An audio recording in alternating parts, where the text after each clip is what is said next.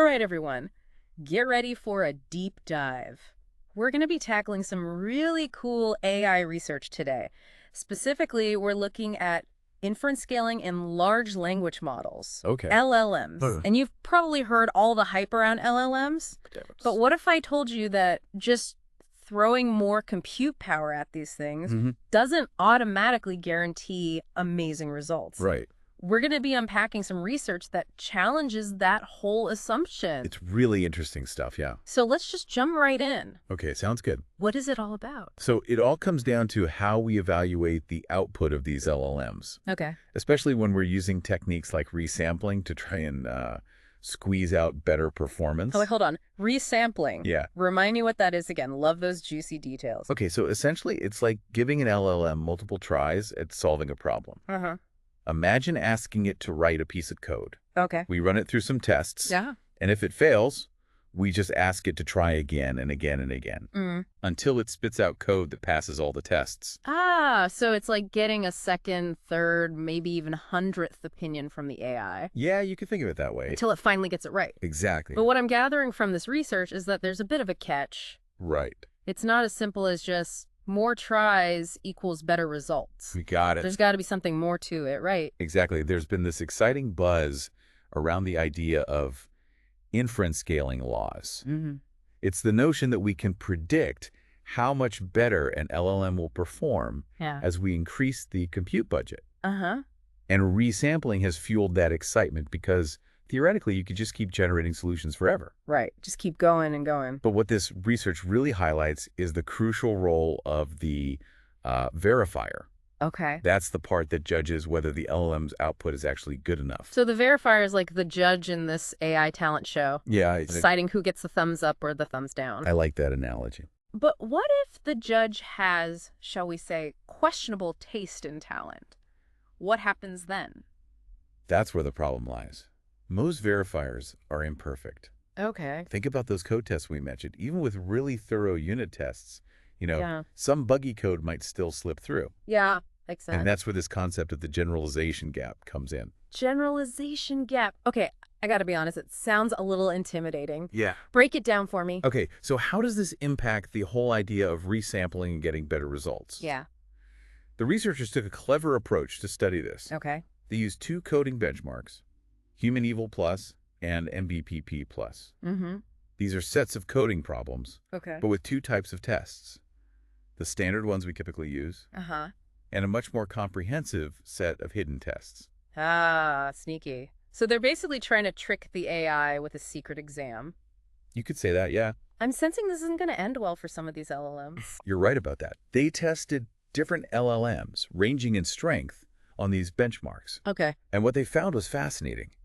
The weaker LLMs, they were much more likely to produce code that passed the simple tests, but then failed the harder, more comprehensive ones. Oh, wow. And even with tons of resampling, those weaker models couldn't match the performance of a single run of a strong model. Yeah. Like GPT-4, for example, Okay. on the comprehensive tests. So it's like some of these LLMs are just good at cramming for the easy test, Yeah, but can't handle the real deal. exactly. But even if a weak LLM gets lucky, and passes a few times with a flawed verifier, Right. can't we just keep resampling until we get a good enough result? That's where things get really interesting. Okay. It turns out there's a limit to how much resampling can help when the verifier isn't perfect. I see. And that's the essence of this generalization gap. It means that a weak model, even with infinite resampling, might never reach the level of a strong model with a single run.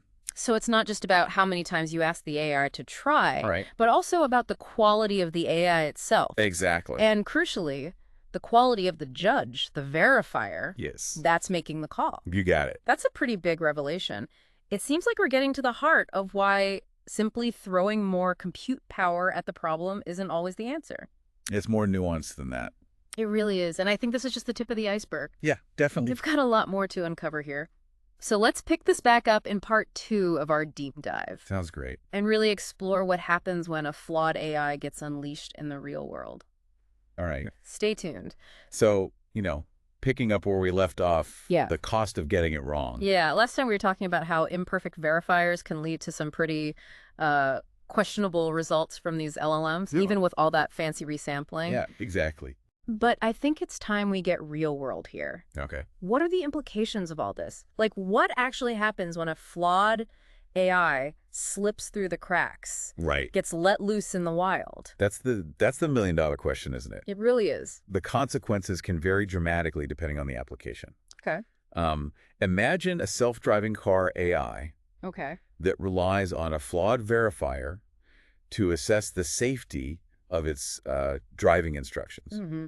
A false positive in that scenario could have disastrous consequences. Okay, that's a pretty terrifying example. Yeah. But I think it really drives home the point that we can't just be focused on whether an AI spits out a technically correct answer. Yeah. We have to think about the bigger picture, The potential for real-world harm if the AI gets it wrong. Precisely. And the research paper actually introduces this concept of the cost-benefit ratio. Ooh, another fancy term. I know, right? Unpack that one for me. Okay, so I'm all about understanding the practical side of things. it boils down to this.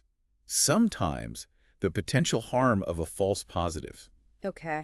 an incorrect output that the verifier mistakenly approves, Right. is much greater than the benefit of a true positive. So in the self-driving car example, Yeah, a false positive leading to an accident has a much higher cost exactly. than the benefit of a safe trip. Exactly. So it's like a high-stakes gamble where the consequences of losing Yeah, are way worse than the potential rewards of winning. you got it. And how does all this tie back to resampling? Okay. Didn't we talk about how more compute power, more tries could lead to better results? Here's where it gets even more surprising. The research found that under realistic conditions, even with unlimited computing power, the optimal number of resamples is often very low. Like, how low are we talking? Sometimes as low as 5. Hold up, only 5? I know, it's crazy, right? So you're telling me that in some cases, if the potential cost of an error is high enough, it might actually be better to just not even use a weak LLM. Could be. Yeah. With an imperfect verifier at all. Right. That's a pretty bold statement. It is, but the research supports this. Okay. In situations where the stakes are high, blindly trusting the output of a weaker LLM, Okay. even with resampling, Yeah. can be incredibly risky. Wow. The potential harm of a false positive can outweigh any potential benefit. So this is a major takeaway for everyone out there building and using AI. It is. We can't just assume that more compute power will magically solve all our problems. And magic bullets. We need to be smart about how we're evaluating these systems. Yeah. Especially when the consequences of errors are, like, so significant. It's crucial. Absolutely. And it's not just about preventing those, like, catastrophic failures, right? Right. This research also uncovered another interesting wrinkle. Oh, yeah. They found that those false positive outputs were often of lower quality in other ways. Interesting. Even beyond just being incorrect. Wait, really? I'm intrigued. What do you mean by lower quality? Give me the details. Okay, so they looked at aspects like code readability, naming conventions, and code length. And consistently, the false positives were just messier and harder to maintain. Oh, wow. It's like building a house on a shaky foundation. Makes sense. Even if it stands up initially, it's going to have problems down the line. So it's not just about getting the right answer. No. It's about getting an answer that's elegant, efficient, Right. and maintainable. Exactly. That's a whole other layer of complexity we need to consider. It seems like this research is really pushing us to rethink how we approach AI development and evaluation. It really is. This has been a fascinating discussion so far, but I feel like we've just scratched the surface. We have. There's so much more to explore here. Definitely. Let's dive even deeper in part 3 of our deep dive. Sounds good. Stay tuned. All right, welcome back to the final part of our deep dive into inference scaling and the fascinating world of LLMs we've talked about. All the technical nuts and bolts, Right. the potential pitfalls of flawed verifiers, and even the real-world risks of getting it wrong. Yeah. But I think there's like one more layer we need to peel back here. I agree. We focused a lot on the hows and whats of AI evaluation, but now it's time to tackle the why. Exactly. We've been kind of dancing around this idea that it's not just about building AI that's impressive, But AI that's, well, good. Good AI. AI that's actually useful and beneficial in the long run. AI that makes a difference. Okay, so we're talking about responsible AI development. That's it. But how do we actually put that into practice? It seems like a pretty slippery concept. It's definitely complex, but there are some concrete steps we can take. Like what? First and foremost, we need to prioritize the development of more robust and transparent verification methods. So basically, making sure the judges in our AI talent show are top-notch. Yeah. And their decisions are clear and understandable. Transparent, yes. Okay, makes sense. We need to explore techniques that go beyond simple unit tests. Right. And can truly assess the reliability and robustness of these systems Exactly. across a wide range of scenarios. It's about thinking broadly. Right, because as we've seen, just throwing more compute power at the problem isn't always the answer. No silver bullets. We need smarter evaluation, not just more of it. Absolutely. But I'm also thinking back to what we discussed earlier about those messy, hard-to-maintain outputs. Right, right. It's not just about whether the AI gets the answer right. It's about the quality and usability of those outputs as well. Exactly. So what else can we do? We need to move beyond simple checklists of correctness Okay. and start to consider factors like efficiency, maintainability, and even elegance of design. So it's got to be beautiful, too. Well, it's about creating AI that doesn't just solve problems, but solves them well. AI, so that's well-rounded. You could say that. Okay, so better verification, better evaluation metrics. Yeah.